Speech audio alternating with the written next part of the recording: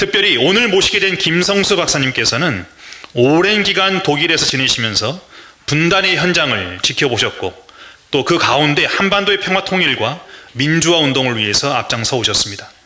박사님 소개를 제가 잠시 해드리겠습니다. 박사님께서는 1936년 3월 전남 하순에서 출생하셨습니다. 그리고 저의 모교 선배님이십니다. 대명문고인 전남의 광주고등학교 3회 졸업생이시고요. 저는 42회 졸업생입니다. 그리고 저희 부친은 10회 졸업생이십니다. 그리고 연세대학교 철학과를 졸업하시고 동대학원 철학 석사를 나오셨습니다. 그리고 이후 독일 프랑크푸르트 요한 볼프강 게테 대학교 박사학위를 철학 박사로 받으셨고요.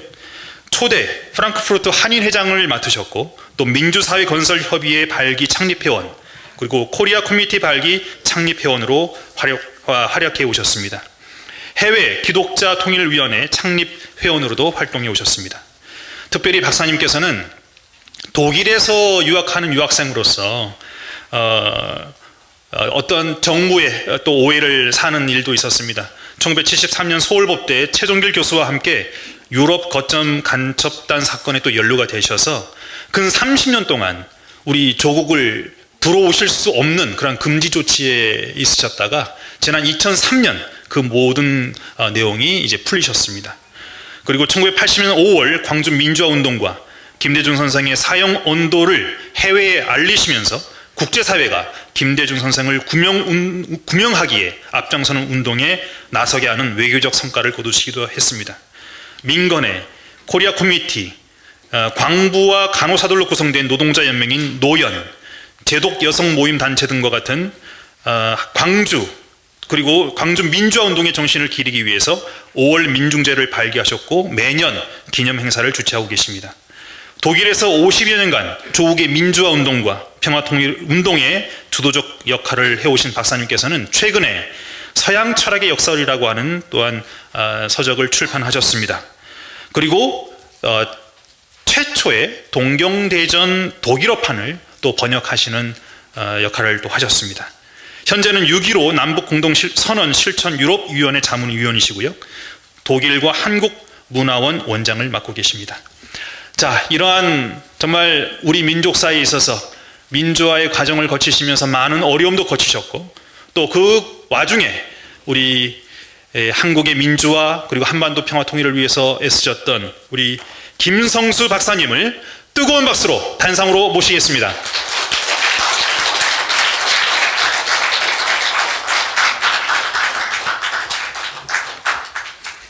주 이야기는 오늘 그렇게 특별한 이야기는 될 것 같지 않고요. 여러분들이 좀 많이 사귀어서 들어주시기 바라고 또 하나는 오늘 제가 자연스럽게 이야기하는 식으로 준비를 했으면 좋겠는데 좀 글을 쓴 것이 있어서 읽는 식으로 해서 여러분들한테 좀 지루할란지 모르겠습니다. 아까 원영진 도형께서 너무 훌륭한 말씀을 해주시고 씩씩하게 말씀해 주셔서 제가 조금 좀 기가 죽어 있습니다. 그럼 제가 준비된 원고를 읽는 식으로 이렇게 하겠습니다. 제목은 갈등의 세계 정세와 한반도 위기 상황. 도대체 이 갈등의 이 세계가 어떤 갈등을 겪고 있고 또 말하자면 21세기에 들어와서 원자전이 핵전쟁이 일어날 수 있을 정도로 이 갈등이 지금 심화되고 있는데 이 와중에 우리가 살고 있는 한반도까지 거기에 지금 연결이 돼서 대단히 좀 뭔가 심각한 상황 속에서 우리가 살고 있고 불안해하고 있고 이런 상황을 우리가 특히 이 종교인들이 어떻게 극복할 수 있겠는가, 그리고 그 극복하는 데서 선도를 해줄 수 있는 그런 단체 내지는 개인들이 종교인들이 아닌가 그런 생각이 들어서 그런 방향으로 오늘 이야기가 됐으면 대단히 좋을 것 같습니다. 그래서 이제 후사 그 말씀을 드렸지만은 이 갈등을 겪고 있는 세계에서 이것을 하나의 풀어가는 철학적인 근원이라고 할까 이것을 좀 생각해 봤습니다. 그래서 1월 달에 출판한 제 저서 서양 철학의 역설과 관계돼서 조금 이야기가 될 것 같습니다. 그래서 그냥 읽겠습니다. 준비된 것을. 20세기 제1차 세계대전과 제2차 세계대전이 참화를 겪은 세계가 21세기 초반 세계 여러 곳에서 대립과 갈등이 심화되고 있어 제3차 세계대전이 발발 우려가 확산되고 있습니다. 이 와중에 한반도도 심각한 세계전쟁 발화점이 하나로 되어 있습니다. 오늘 저희 강연에서는 세계적 갈등의 하나가 전쟁으로 유발된 유럽의 우크라이나 전쟁 양상과 이에 대한 철학적 근거를 살펴보고 그 다음 또 하나의 발화점인 한반도의 평화 사도인 종교인들의 역할에 대해서 소견을 간략하게 말씀드리고자 합니다. 유럽의 갈등 사항, 21세기 초반 첨예한 갈등 지역을 꼽는다면 네 곳이라 할 수 있습니다. 유럽에서는 우크라이나를 둘러싼 미국을 비롯한 나토와 러시아와의 대립관계, 중동에서는 이스라엘을 둘러싼 미국과 이란과의 대립관계, 아시아에서는 대만을 둘러싼 미국과 중국과의 대립관계, 동북아시아에서는 남한을 둘러싼 미국과 북조선과의 갈등입니다. 이 네 개 갈등의 주동자는 모두 미국이라는 특징이 있습니다. 유럽에서 우크라이나를 둘러싼 나토와 러시아 간의 갈등이 전쟁으로 폭발하게 된 근본 원인은 유럽 패권주의 세력의 동진 정책에서 찾는 것이 정당한 것으로 인정되고 있습니다. 지난 20세기 90년대 초에 사회주의 진영이 완전히 붕괴된 이후 미국의 지휘 아래 유럽연합과 나토는 정치적으로 군사적으로 동진 정책을 실행했습니다. 동진 정책의 목적은 지난 유럽 사회주의 국가들을 유럽연합에 흡수하여 러시아도 붕괴시키자는 것이었습니다. 약 40년간의 동진 정책은 러시아와 우크라이나의 마지막 전선에서 결정적인 시험대에 부딪히게 된 것입니다. 2020년대 초 러시아의 친유럽 세력의 집권이 거의 성공한 단계에서 실패하고 말았고 우크라이나가 그러므로 해서 우크라이나 동진 정책이 마지노선이 된 것입니다.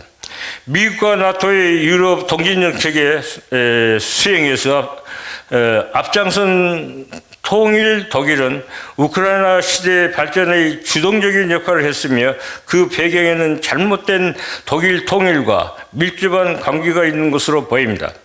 소독에 의한 동독 흡수 통일은 소독의 노력에 의한 것이 아니라 소련 고르바초프의 정치적 선물로 그리고 미국의 후견에 힘입어 준비 과정 없이 정격적으로 이루어진 것입니다. 고르바초프는 대미 굴종적인 정책의 페레스토이카와 그라스노스트의 실천적 모델로 동독의 개방, 즉 동독의 소독을 향한 굴종을 압박했으며 미국은 통일된 독일에 대한 유럽 나라들의 우려를 통일된 독일의 예속적 관계 설립이라는 약속을 통해 무마한 것입니다. 그 결과 통일 독일은 자주권 없이 미국의 동진 정책의 일환인 우크라이나의 유럽화의 선도적인 역할을 하게 된 것입니다. 우크라이나 전쟁에 휩쓸린 결과 미국을 비롯하여 독일 및 유럽 나라들은 이 전쟁을 종식시키기도 힘들고 계속하기도 힘든 진짜 양난에 빠지게 되었습니다. 러시아는 이 전쟁의 패배 대신에 핵전쟁을 공포하고 있는 사정입니다.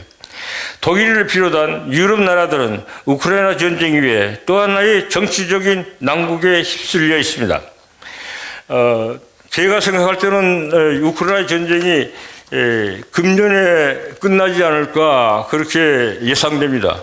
왜냐하면 이제 우크라이나가 지금 피난민이 1,000만이 넘고 그리고 모든 인프라스트럭처가 거의 다 파괴되어 있습니다.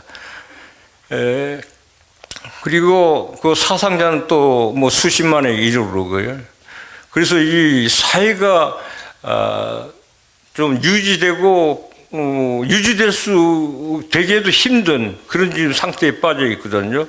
그리고 유럽의 지금 평화운동가들이 이 전쟁이 이제는 끝나야 된다. 그래서 독일을 비롯해서 프랑스에서 지금 반전쟁 평화운동이 지금 진행되고 있습니다.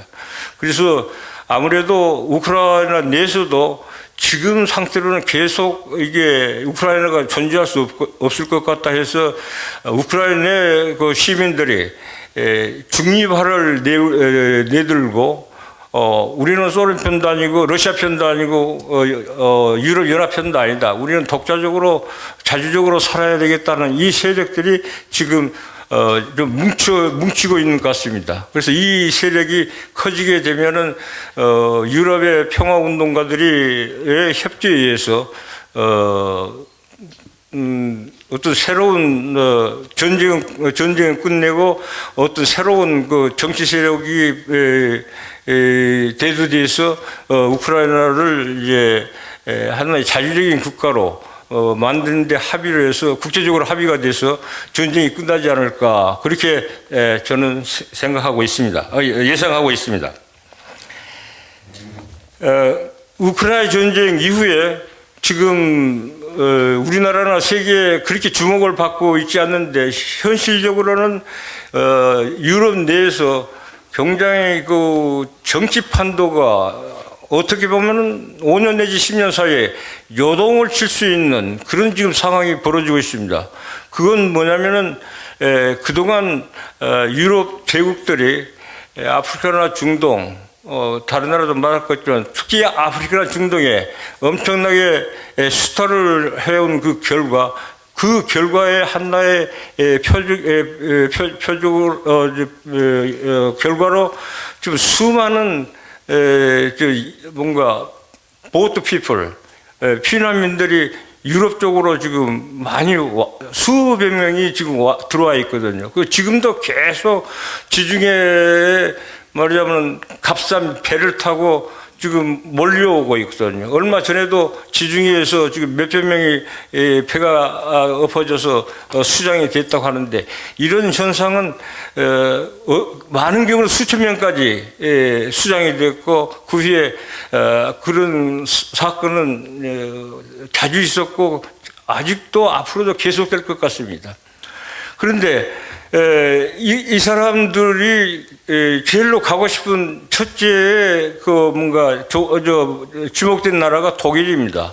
근데 독일에서는 그동안에 이제 그런 피난민들을 받아가지고 경제 발전에 많은 도움을 받았는데 그와 반대로 어떤 현상이 생기냐면은 이게 그분들이 거의가 이제 다 이슬람하고 사람 몸하고 같이 오는 거죠. 그래서 독일은 뭐 유럽은 종교의 자유가 있기 때문에 이슬람이 그렇게 많이 와도 별거 상관하지 않는데 이제 현실적으로는 이제 사회적으로 그것이 부딪히게 됩니다. 이슬람하고 그다음에 전통적인 기독교의 그 전통하고 이제 이게 서로 충돌하는 이런 현상이 자주 일어나고 또 독일의 전통적인 문화가 이 소위 그 뭔가 자꾸 약해지고 하는 이런 현상이 일어나는 그런 상황에서 어떤 현상이 생기냐면은 민족주의 세력들이 지금 10여 년간에 급속도로 지금 성장하고 있습니다. 그래서 지금은 정치적으로는 보수 세력이라고 하는데 사실은 내적으로 보면은 민족주의 성향이고 보수적인 성향도 있지만은 민족주의적이라고 해야지 그 현실에 맞는 정의가 될 것 같습니다.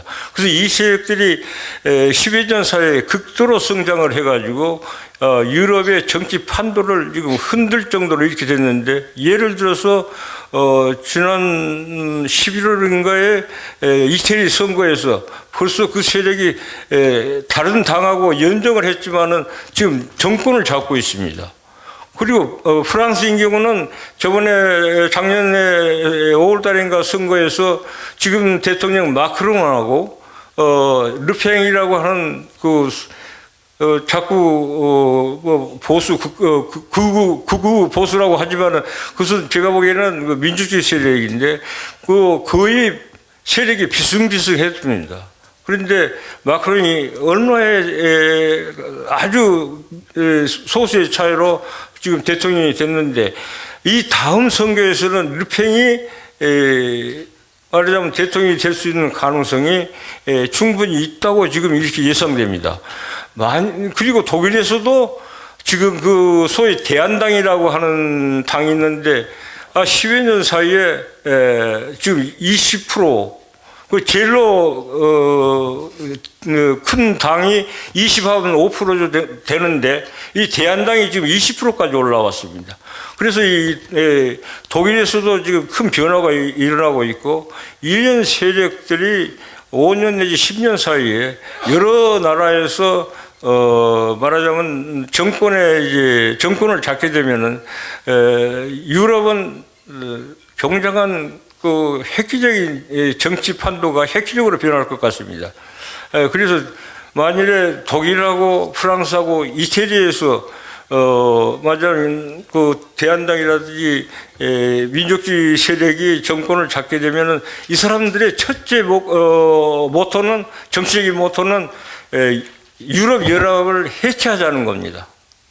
그 다음에 이제 뭐 한나라의 명목으로, 자기 선전 명목으로 우리는 더 이상 피라미드를 받지 않겠다. 이것이 하나의 선전적인 표어로 되어 있지만, 실질 내용은 우리는 각 나라는 자주적으로 자기 나라를 유지하고 발전시켜야 한다 하는 그 민족주의가 지금 유럽에서 굉장히 성하고 있다고 하는 거. 그래서 만일에 이 세력이 유럽에서 말하자면 대세를 이루게 되면은 아마 세계 전반적으로 그 정치 역학 관계가 달라지지 않겠는가, 그렇게 예상됩니다. 그런데 우리나라에 와서 보니까 이러한 정치 세력의 변화에 대해서 좀 잘 모르고 있는 것 같고 둔감한 것 같습니다. 근데 여러분들이 이제 그런 면을 조금 고려하신다면 앞으로 세계 정세가 어떻게 변화하겠는가 하는 것에 대해서 좀 더 예견을 세울 수 있지 않겠는가, 이런 생각이 듭니다. 그래서 이제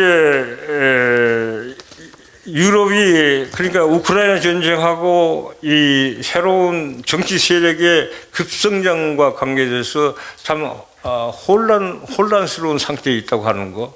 그리고 여기에서는 지금 유럽에서는 뭐 평화라든지 뭐 새로운 사회 발전이라든지 이런 것에 대해서 거의 지금 논의가 되지 않을 정도로 이렇게 되어 있습니다. 그래서 이것과 관계돼서 이제 저는 이것과 관계돼서가 아니지만은 이러한 것에 대한 철학적인 근거가 뭐냐 하는 것을 생각해 봤는데, 꼭 그것을 위해서 제가 서양 철학의 역설이라는 책을 쓴 것은 아니지만은 부분적으로는 그 근원을 찾을 수 있을 것 같습니다. 제 좀 뭔가 부족한 저서이지만은. 그래서 저의 우리나라 조교에 와서 1월 달에 출판한 서양 철학의 역설, 그것에 대해서 잠깐 이렇게 해설하는 식으로 여러분들한테 좀 말씀드리고자 합니다.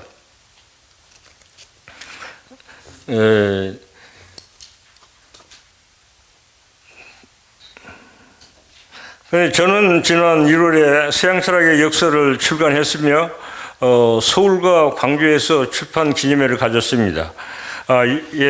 예상보다 성과가 좋았다는 평입니다. 이 저서는 서양 철학 전반에서 나타나는 역설 현상의 고찰을 통해 서양 철학의 한계성을 해명하고자 한 것입니다. 이 책은 서양 철학 내지 서양 학문이 세계적인 차원에서 중심주의 내지 지배주의 이상을 점령해 왔다는 것을 정리함으로써 오늘날 세계적 혼란의 철학적 근거를 부분적으로나마 바뀔 수 있게 된 것으로 생각해 봅니다. 이와 관련된 내용을 좀 부족하지만 지난 2월 24일 한겨레신문과의 서면 인터뷰 내용으로 대신하고자 합니다. 대충 뭔가 저번 한겨레신문과의 인터뷰에서 그 골치 않은 이야기가 됐습니다. 그래서 그 내용을 여러분께 읽어드리겠습니다. 20세기 90년대 사회주의 진영의 붕괴, 자연재해의 심각화, 세계 도처에서 갈등과 충돌이 심화가 미국과 유럽과 밀접한 갈등이 있다는 것이 분명해지면서 그 근원의 철학적 해명에서 2000년대가 시작하면서 집중하게 됐습니다. 이 과정에 서양 철학의 기본 특징이면서 그 기반이 이부분성이며 이로 인해 철학이론 전개는 필연적으로 역설에 빠지게 된다는 것을 파악하게 됐습니다. 역설의 필연성. 이분적 사회는 분별과 시비를 무한정 멈출 수 없게 되며 각기 자기 정당성을 주장할 수 있는 가능성이 주어집니다. 하나의 태제가 등장하면 안티태제로 대립되고 이 대립을 신태제로 그냥 종합해도 이 종합은 일시적일 뿐 또 다른 대립과 갈등의 이론 전개는 계속되며 이 과정에서 역설은 필연적인 현상으로 됩니다.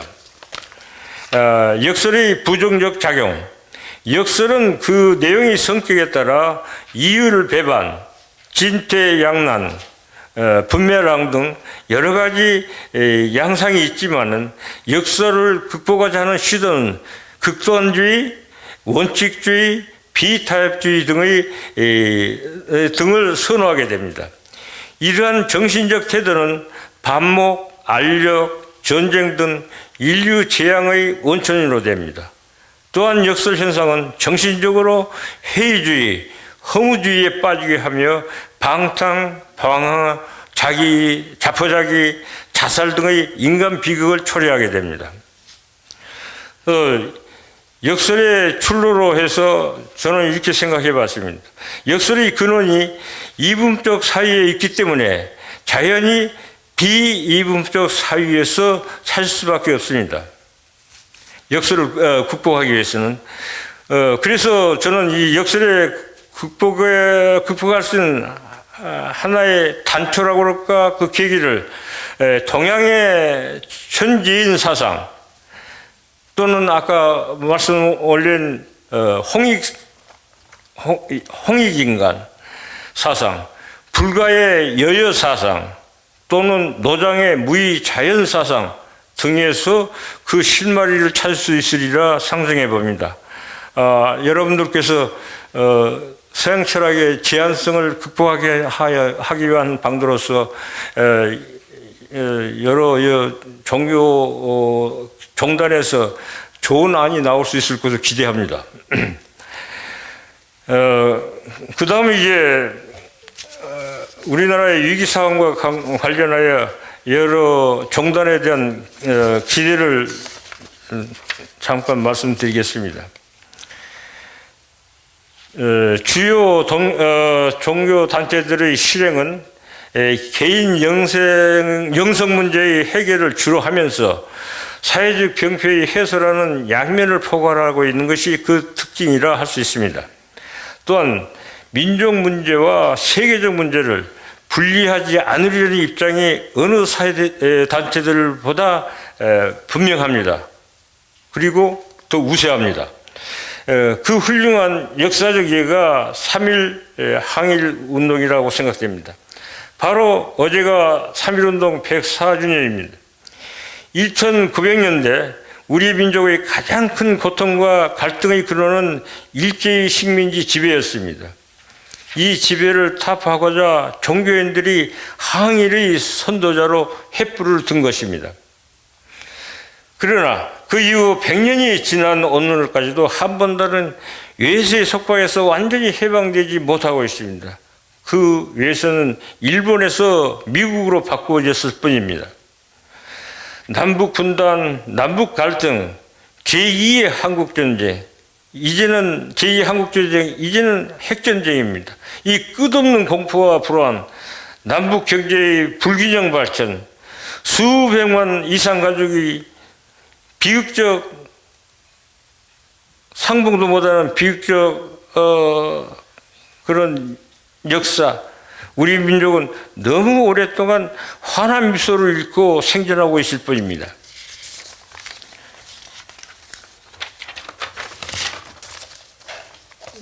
김대중, 노무현, 문재인 대통령이 남북 정상회담을 성사시켜 멋진 공동선언이 만들어져 세상에 공포되었지만 바로 이 시각에도 우리는 핵전쟁의 공포를 안고 살고 있습니다.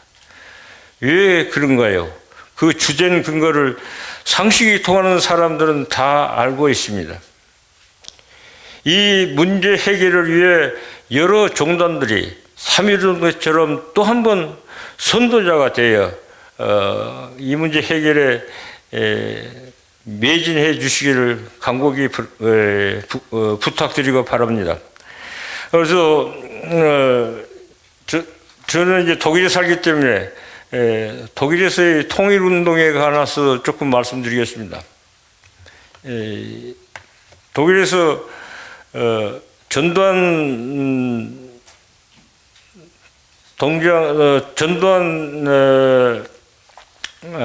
군부가 정권을 80년에 잡은 뒤로 독일에서는 그랬습니다. 70년대는 선민주냐 후통일이냐 뭐 선통일이냐 후민주냐 해서 상당히 이론적 논쟁이 많았습니다. 그러나 80년대부터는 아니다, 이것은 통일이 되지 않는 조건에서는 민주라는 것은 불가능하다, 이것은 될 수 없는 일이다. 그래서 독일에서 남아서 계속 활동하는 사람들은 통일운동에 매진하게 됐습니다. 그래서 저를 비롯해서 이제 기독교 목사님들 등등 해서 우리 통일을 하기 위해서는 무엇을 할 것이냐, 우선 남북이 만나야 될 거 아니냐. 그래서 남북 해외 동포들이 만나는 기회를 만들었습니다. 근데 그 당시에 남한에서의 엄혹한 군부 독재 때문에 남한에 있는 종교인들이나 이분들은 참석하지 못하고 북, 유럽, 미주, 일부 일본 등에서 만남이 성사가 됐습니다. 그래서 비엔나에서 2번 2박 3일, 그리고 주네브에서 한 번, 헬싱키에서 한 번, 아마 크게는 이 4번 정도 북에서 오신 분들하고 해외 분들하고 2박 각 모일 때마다 2박 3일씩 정말 진지하게 토론도 하고 통일 문제에 대해서 토론도 하고 또 서로 대화도 나누고 술도 많이 마시고 참 재미진 시간을 갖게 됐습니다. 그 당시에 제가 생각나는 것은 비엔나에서 만났을 때 허원 선생님의 따님 허정숙, 그리고 여운영 선생님의 따님 여영구, 이런 분들이 그 당시에 참석했습니다. 그래서 해외에 있는 교포들도 처음으로 북의 사람들을 만났고, 그러나 정말 같은 동포라고 그런 입장에서 너무 짧은 시간에 서슴없이 서로 대화하고 참 그 즐거운 시간을 갖게 되는 그런 경험을 했습니다. 그래서 우리 독일에서 처음 시작한 우리들이 생각할 때는 그것이 걸음이 돼가지고 남북 정상도 만나게 되고 남북이 왔다 갔다 하는 그런 좋은 시간이 있었지 않느냐. 그래서 우리들은 참 뭐 일한 보람이 좀 있다 그런 생각들을 아직도 하고 있습니다. 그래서 이런 경험들이 이제 좀 싹이 터서 남북이 좀 소통이 되고 해야 되는데 그래서 저는 그렇습니다. 이 별소리로 다 듣지만은 우리가 통일운동 한다는 것은 제2의 전쟁은 다시는 일어나지 않아야 된다. 우리는 평화운동이다. 그 전쟁을 하면 다시 일어나면 더군다나 오늘날 원자전으로 비화가 될 텐데 이런 전쟁이 일어나게 되면 우리는 아까 말씀하셨지만은 우리나라는 있을 수가 없지 않느냐. 그래서 우리의 통일운동은 평화운동이고 반전운동이다. 이것을 명심하고 우리는 통일운동을 지금 하고 있고 앞으로도 그렇게 해야 될 것 같습니다. 제 생각은 이것으로 좀 가져가지만 이것으로 끝내겠습니다.